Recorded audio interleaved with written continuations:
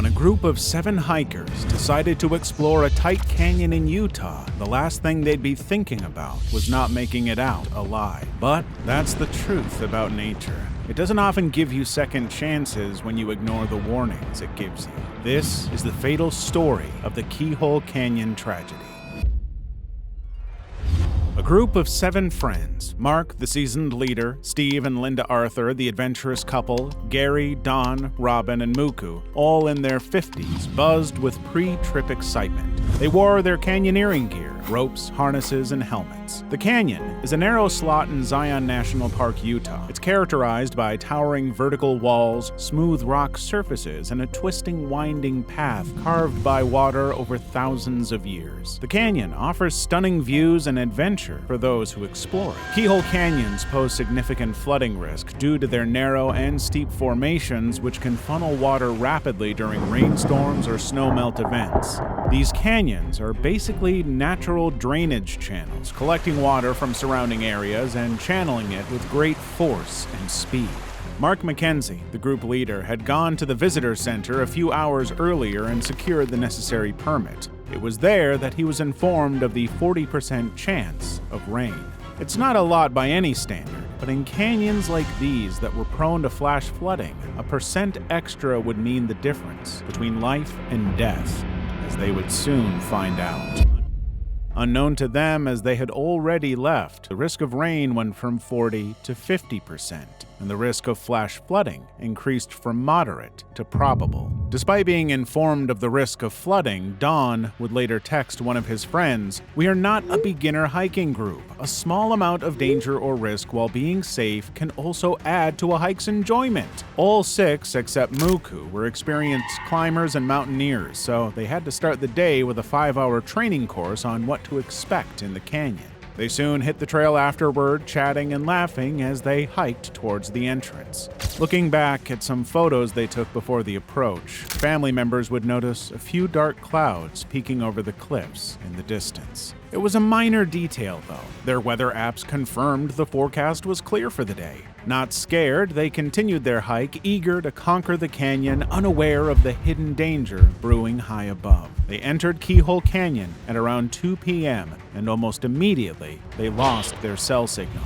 This would be the greatest turn of bad luck, as 20 minutes later, the National Weather Service declared imminent flash flooding, with it stating, "Act quickly to save your life."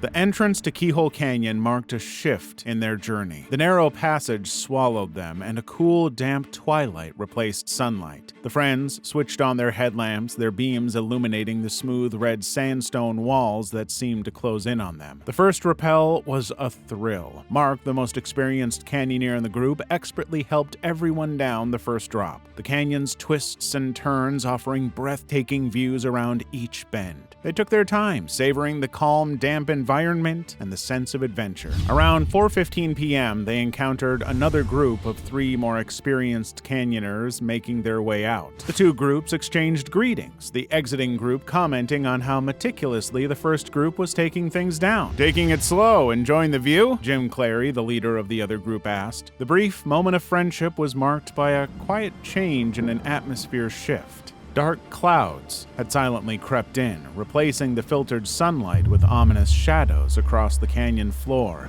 A distant rumble of thunder echoed through the narrow passage, signaling the start of a storm. A flicker of concern crossed the faces of the 7 friends with one thing on their minds. Should we turn back? The question hung in the air, heavy with worry.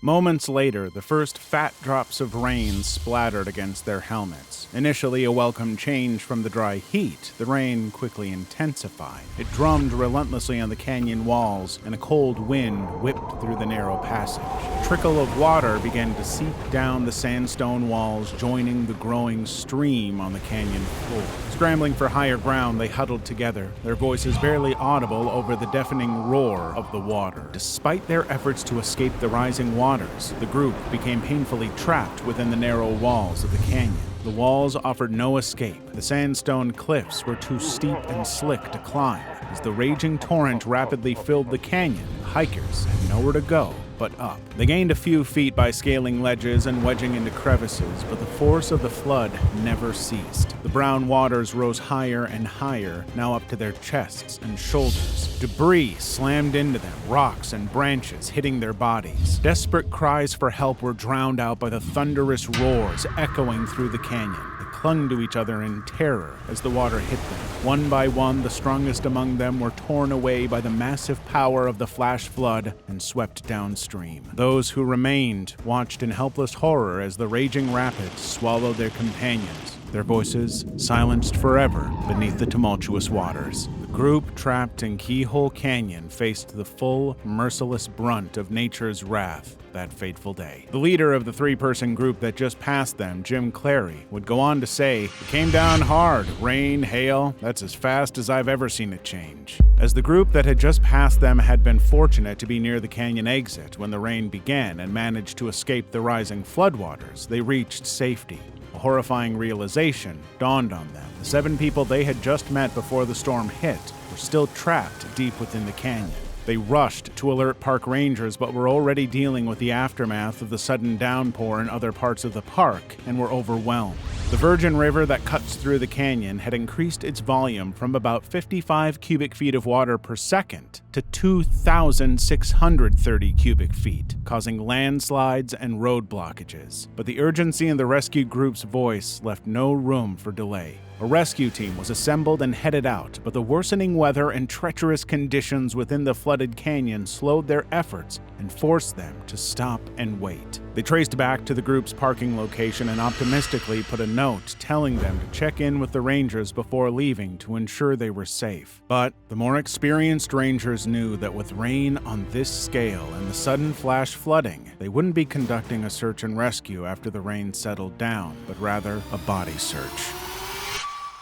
Meanwhile, in the canyon, the flood raged relentlessly, its force ripping the friends from each other's grasp, tossing them like rag dolls as their initial hope of ever making it out faded. It was only until the next morning, when the rescue operation was safe to begin, that park rangers, alerted by the group's overdue return, took action. Helicopters whirred overhead, their searchlights scanning the landscape for any sign of the missing hikers. On the ground, search and rescue teams faced a dangerous task. Keyhole Canyon's rough terrain, narrow slots, and sheer cliffs presented a difficult challenge. The recent flood had worsened, leaving debris and raging torrents. The rescuers navigated the treacherous terrain, their every step a risk in the unstable environment. The remoteness of the canyon added another layer of difficulty. Communication could have been better, and bringing in supplies and personnel proved a logistical nightmare. But at 1:30 p.m., a discovery shattered the silence. Steve Arthur's body was found buried beneath a pile of debris left by the raging waters. Search efforts intensified, the weight of the urgency settling upon the rescue teams. A few hours later, at 4:15 p.m., they located Muku Reynolds, another flood victim. Evening was approaching when Dom, the group's third member, was found in Pine Creek. Simultaneously, in another part of the park, canyoneering guide Caden Anderson and his 2 companions, the newly married couple Jay and India Piacitelli, descended into a slot canyon for an afternoon excursion. As it was Jay and India's first canyoneering experience, they had requested Caden to accompany them. When they reached the third rappel point of their journey, the trio noticed an unusual sight, a rope dangling from the ledge. This was a weird occurrence, as canyoneers in such places were expected to retrieve their gear after use, preserving the natural beauty for others. As they peered down from the ledge toward the water below, they spotted what appeared to be a foot attached to a leg protruding from the stream.